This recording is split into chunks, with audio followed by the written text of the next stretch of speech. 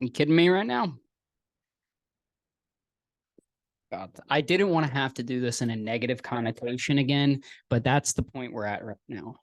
We're lighting the candle. We're getting the bad vibes away. Bad vibes be gone because holy hell, that was a very, very, very, very, very, very, very, have I said very enough? Disappointing series from the Fightins. Welcome back to .NET Phillies. We have to talk about Phillies just got swept in San Francisco, another house of horrors. You know, they conquered one house of horrors only to be moved on to another one in Oracle Park in San Francisco. And this might so I was talking with Matt Sporsky, and I'm like, the Dodgers series sucked, but for some reason this series feels worse. And he said, yeah, it's because the Giants suck. I think it was more infuriating because the Phillies easily could have swept them. They had countless opportunity after countless opportunity to have a clutch hit. This team is allergic to hitting in the clutch. What are we doing? I feel like every single inning in this entire series, there was a guy on first and second, or we had a couple walks. We did this, we did that, and nobody could come in with a clutch hit like your $330 million man could. And yes, he had a few hits. He had a good series. Like, I'm not but for example, about 5 minutes ago, Trey Turner, bases loaded, struck out. Shocking. And I have a whole might as well get right into that. We're going to lead off with some Trey Turner stats. And they've gotten worse. They've gotten worse from when I made these notes last night. They've only gotten worse. So far this year, Trey Turner, the guy they paid $300 million to over 11 years, their star shortstop who was supposed to, come in, be a high average guy, speedy on the base pass. I guess stealing bases doesn't exist anymore in his game. We had a situation earlier in game 3 today where he should have been going off to second, but no. And then what happened is Castellanos rolled over on one and then caused the force out. Obviously it didn't lead to anything, but who knows what happens if he steals second, takes that second base. Casty probably gets pitched differently. And obviously it's all hypotheticals, but for the love of God, Trey Turner has been a shell of what we paid for. And it gets to a point where, what are we considering this a lost season already? Are we considering this a slow start? We're almost in month 2 of this. And he sucked. He has been bad. Almost every single one of his hits or some slap hit single. Oh, thanks, Trey. The guy doesn't have a clutch bone in his body. And that's the guy we're giving $300 million to. And everybody, when Bryce initially signed, was like, oh my God, you're giving this guy $330 million. There was a narrative that he was unclutch, and Bryce Harper is arguably one of the most clutch players in baseball. And I'm waiting for the other shoe to drop with Turner. I really am, because I'm sick of it. I don't know what else to do with him. I feel like the big moment always finds him, and he gets exposed. For the love of God, he's like a career 300 hitter against the fastball. The guy can't hit fastballs. It's like the Castellanos thing last year. Slider down and away is the way to get out Trey Turner right now. What are we doing? The Giants suck. They are not a good team. I felt like every single guy they were rolling out of that bullpen had a 4 or 5 ERA, and they shut us down. Sean Manaea, yes, Sean Manaea, he gave up a run, but Sean Manaea, something Alexander, these guys I've never heard of, guys who have a 5 ERA, and they shut us down. And yes, the Phillies bullpen was good in this series, but what are we doing? They were good today outside of Soto. And even then, some of this stuff wasn't Soto's fault. Okay, I'm going to go back to my original point about Trey Turner. Trey Turner's stats, he's hitting, and again, it's worse now because the game just wrapped up. I wrote this down this morning. Trey Turner's hitting 167 with runners in scoring position. Let me repeat that. 167.167 with runners in scoring position. A career 300 hitter who you gave $300 million to, is hitting 167 runners in scoring position, hitting 120 in high leverage situations. He's hitting 221 at home, and he has a 26% strikeout rate, which is the highest of his career outside of his rookie year. Highest of his since his rookie year. 26% K rate. And again, all these stats are lower. The K rate is higher because he had a couple strikeouts today. Like, I don't know. I don't know. Like, I don't know what has to happen for Trey Turner to kick it in the high gear. Is it going to be like Schwarber? But like, as in when June hits, it just hit the ground running? Because I'm tired of waiting. Like, I don't know. Like, I don't know what to do. Like, Stott is starting to heat up, which is great to see. Harper's Harper. Casty is still raking. JT, I have notes about JT, has been on fire recently. Bohm is heating up. Marsh is still cold. Schwarber, same thing. You know, whatever your production you're getting at a third base, like it baffles me.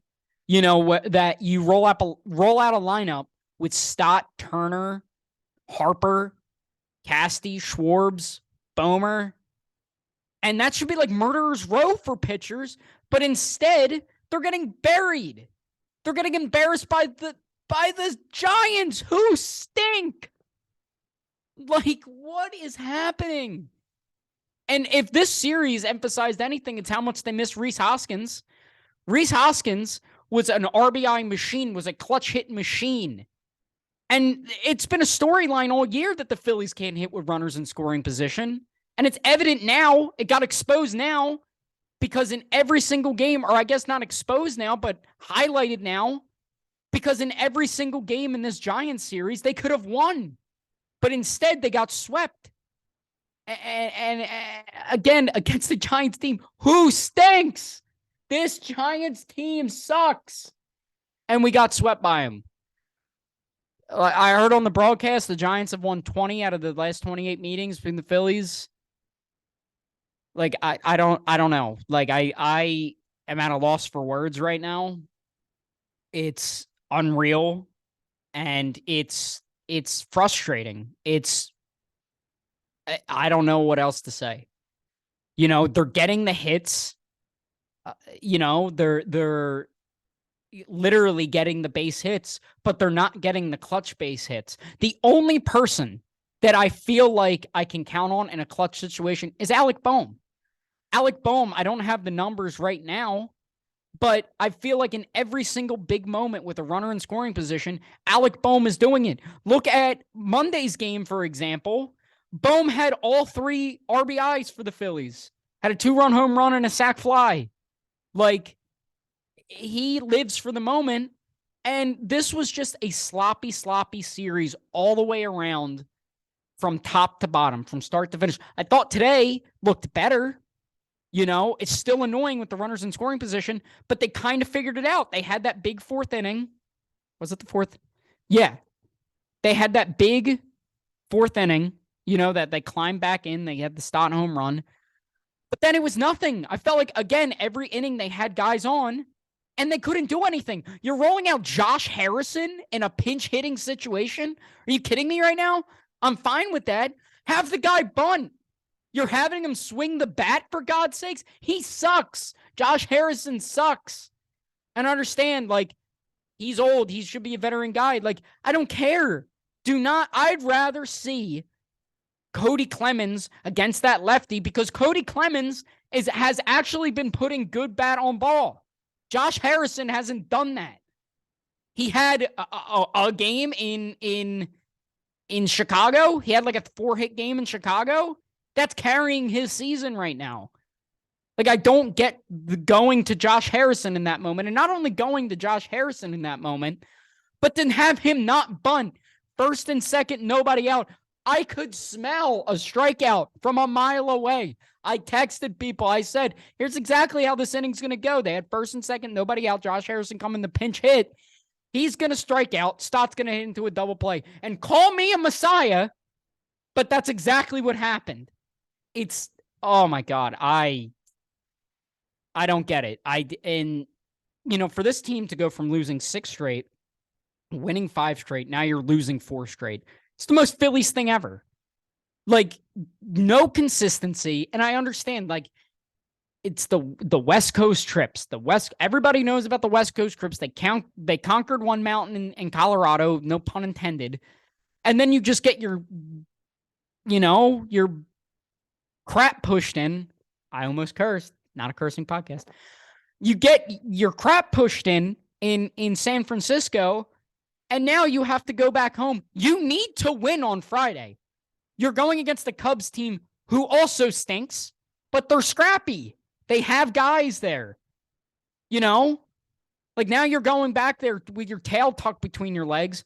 I hope the fans boo Turner because he's been a disaster. And again, the big moment just seems to find him every time, and he chokes every single time. I'm glad we started off on a great foot. Let's get the headlines, and then we'll get into the games and preview the freaking Cubs series. So, headlines. Well, I might as well start with game one because the first headline, the September 14th game versus Atlanta has been moved to September 11th due to the Eagles game on at 4:25. So shout out to the Braves. Shout out to MLB for being like, hey, we don't want a cataclysmic event, especially if the Phillies, by some grace of God, are in a playoff push, because right now I guess they're technically in it, but Jesus, it's bad. By some sort of miracle, and then mixed with the hype of an Eagles game, especially an early season Eagles game, gonna be electric. So shout out to the Braves, shout out to MLB for postponing that. Then we get into game one. Phillies lose 6-3. They went with an opener in this game, which I thought was interesting. They went with Connor Brogdon. He only lasted 2/3 of an innings, 2 hits, 1 walk, 1 strikeout. And then you hand the ball over to Bailey Falter, the big game Bailey Falter. And what did he do? Immediately gave up 6 runs. Awesome, man. Immediately gave up 6 runs in the second. Miraculously, he came into a bases loaded situation in the first. Didn't give up a single run. I'm like, how about it? All right, Bailey, I see you. And then immediately gave up 6 runs in the second inning. Awesome. He went 4 1/3, 8 hits, 6 runs, no walks, 2 strikeouts. And then tying into the headline, was sent down to AAA. Eric Ullman was recalled from AAA. And if people who don't know who Eric Ullman is, why would you? He was a waiver claim for the Phillies. He was in the Cubs organization, pitched pretty well for them in limited action, has like a sub-1 ERA right now with the Phillies in AAA. So I like the signing. I saw smart baseball people like the signing when the Phillies did it. So hopefully we get something, because Jesus, man, especially with what Walker did today, we're right back at square one with the starting pitching being the issue. But anyway, back to it. Just bad baseball. The only person who didn't make me want to be infuriated, actually 2 guys. Alec Bohm, the aforementioned Bohm, had all 3 RBIs.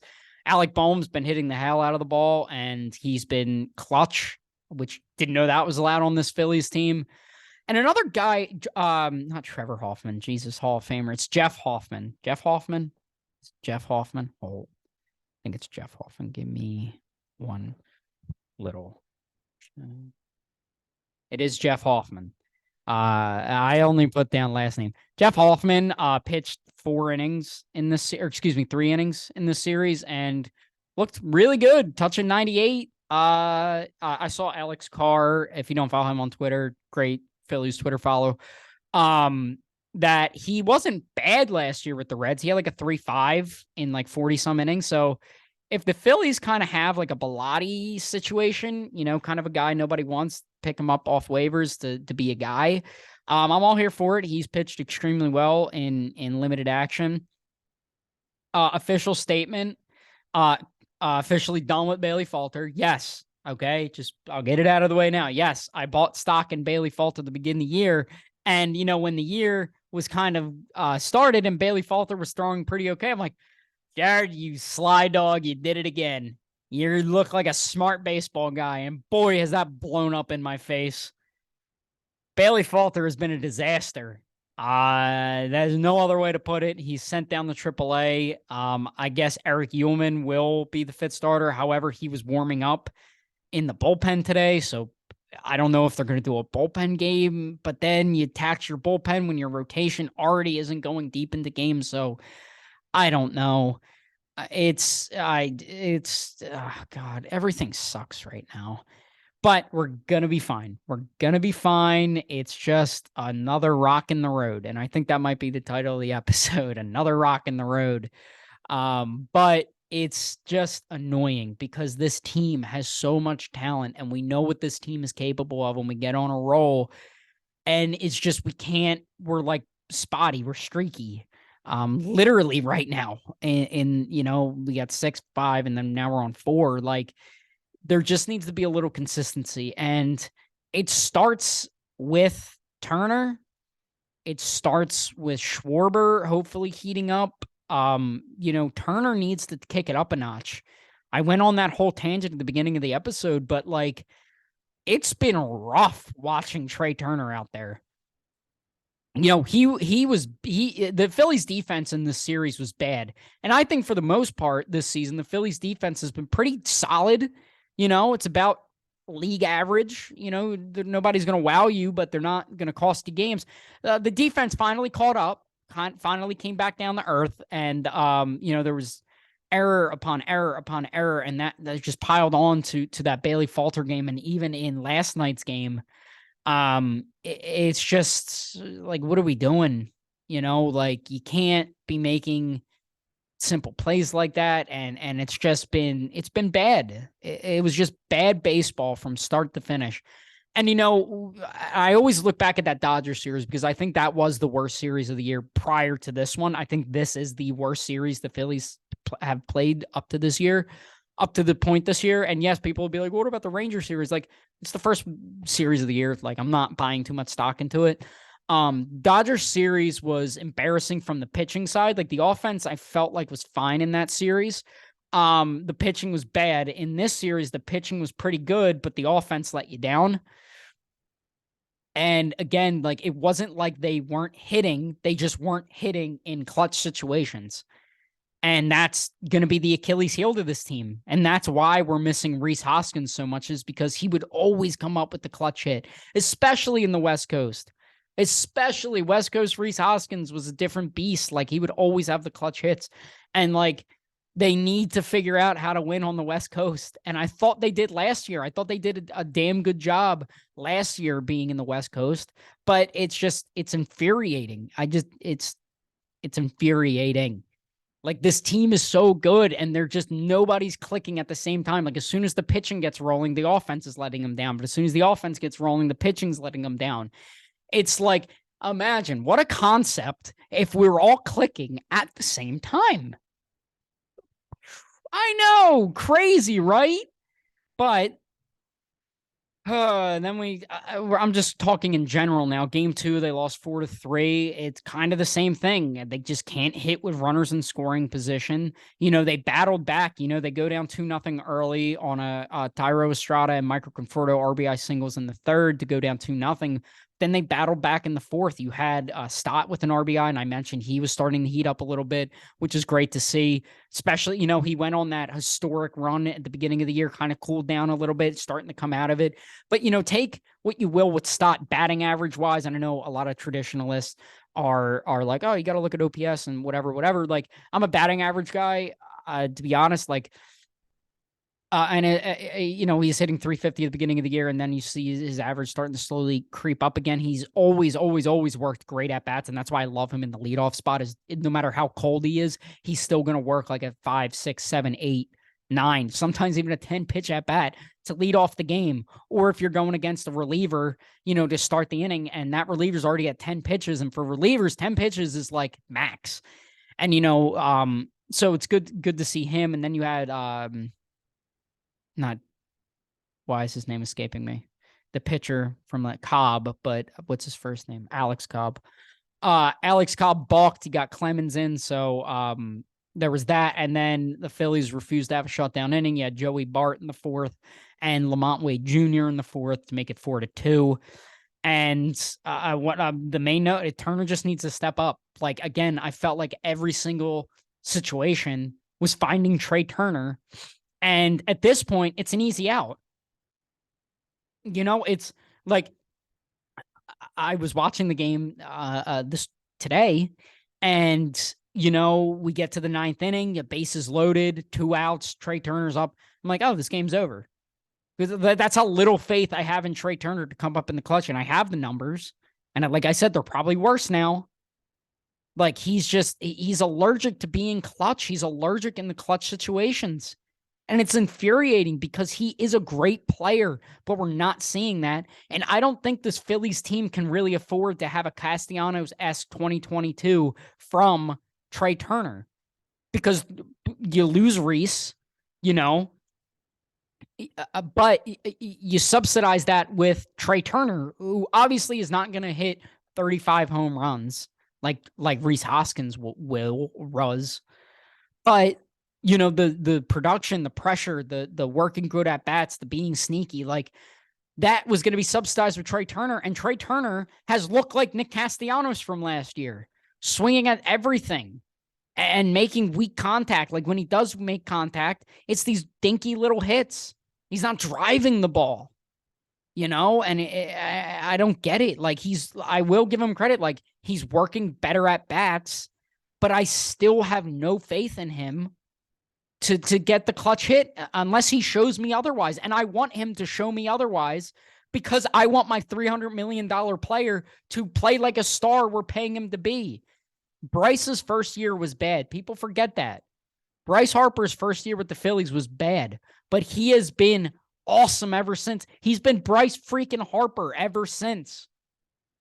And I don't want that same thing to happen with Trey Turner, because that's not the type of guy Trey Turner is. Trey Turner doesn't have that 30, 35, 40 home run pop that Harper has, that Hoskins has. He's a guy who's going to hit 290 to 300 with like 15, 20 home runs. And the power zapped. Apparently, he blasted it all to WBC. I felt like all the star power that Trey Turner was coming in with was blasted at the WBC. Like, I feel like he doesn't care about these games.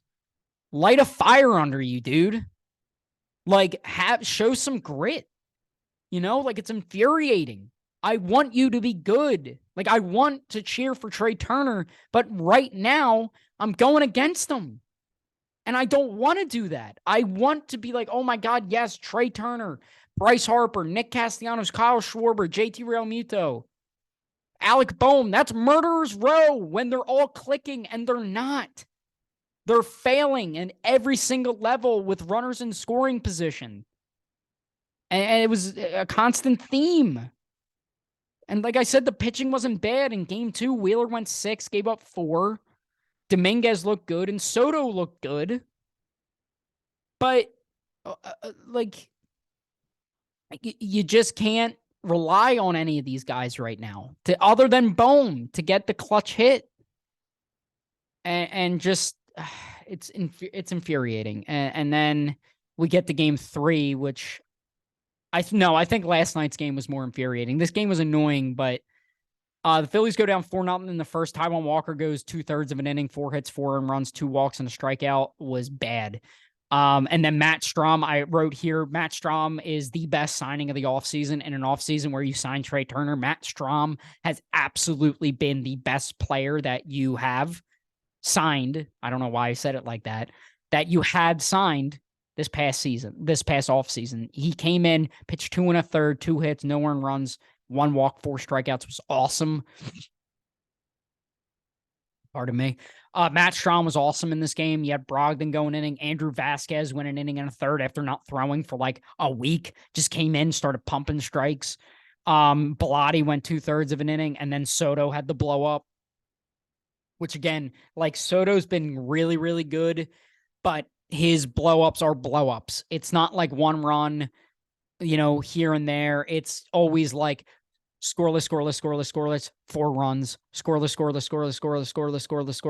3 runs, Like they're in bunches, and it's infuriating because Gregory Soto's awesome. He's great. He's been great for us, but his blowups have come at the most untimely times. Is there ever a good time for a blowup? But I'm saying, like, he has been, like, he cost us this game. I mean, I can point to a lot of things that cost us this game. This game shouldn't have even gotten to needing to use Gregory Soto, because we should have been running away with this game. And I could have said the same thing in game 2 and the same thing in game 1. Maybe not game 1, but game 2 and game 3, they had so many runners and they just couldn't get a hit. You just couldn't get one hit with a runner in scoring position. And again, this Giant team stinks. This is not a good Giants team that they're rolling out there, and they got swept. Like, I know bad teams sweep good teams all the time, but it's just infuriating. And I'm not hitting the panic button yet. I know it sounds like I am, but I'm not. I'm just really mad at this team because I know the potential this team has, and they're not living up to it. And it's just like, come on, man. Like, I want to turn on the Phillies like I did last year and be like, oh, they're going to win this game. But now I feel like, okay, who is going to screw up this game? And I even said it, like, when Gregory Soto came in and he gave up that hit to lead off the inning, I'm like, oh, the game's over. You just tell. It's just that gut feeling. And I feel like that just comes with being a seasoned Phillies fan. Not Philly, well, I guess Philly fan, but Phillies fan.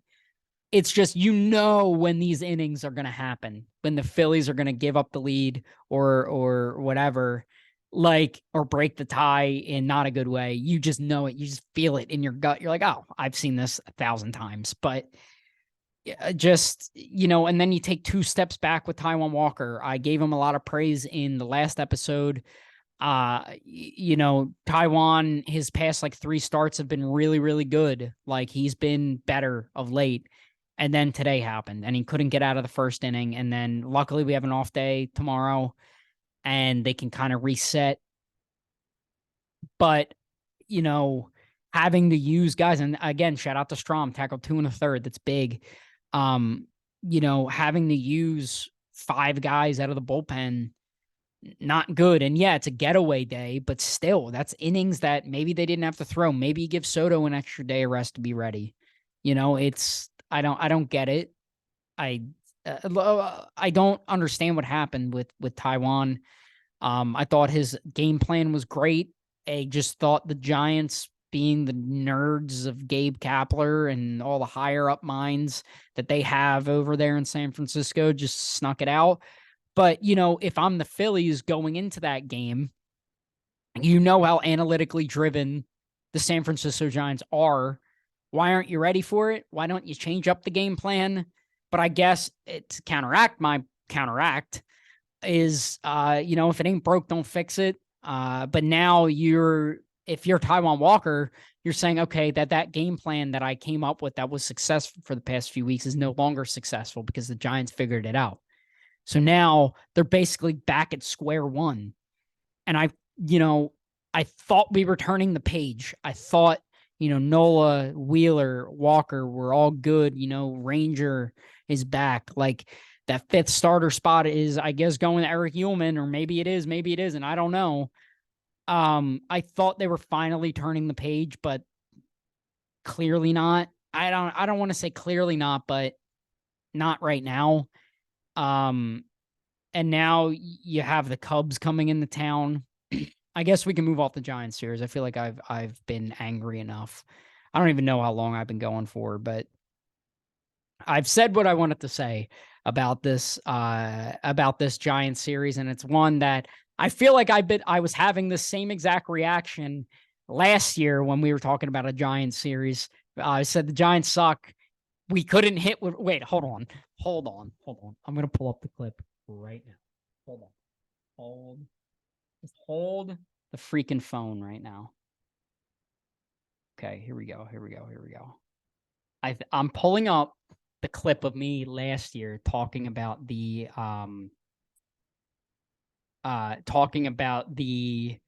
Giants series last year. And I gotta go back a while. Here it is. Okay. Here is me last year. This is September 5th, 2022, talking about the Giants series. Here we go. Especially in this Giants series. Giants were losing 7 straight coming into this series, and they swept us. They have been injury-ridden, and it was the next guy up every time and would get the big hit. And the Phillies had almost all of their starters out, and they couldn't muster up one clutch hit with a runner at second and third. Anyway. Holy God, it's like Groundhog Day, for God's sakes. The only difference is I'm in a different set, but it's the same old, man.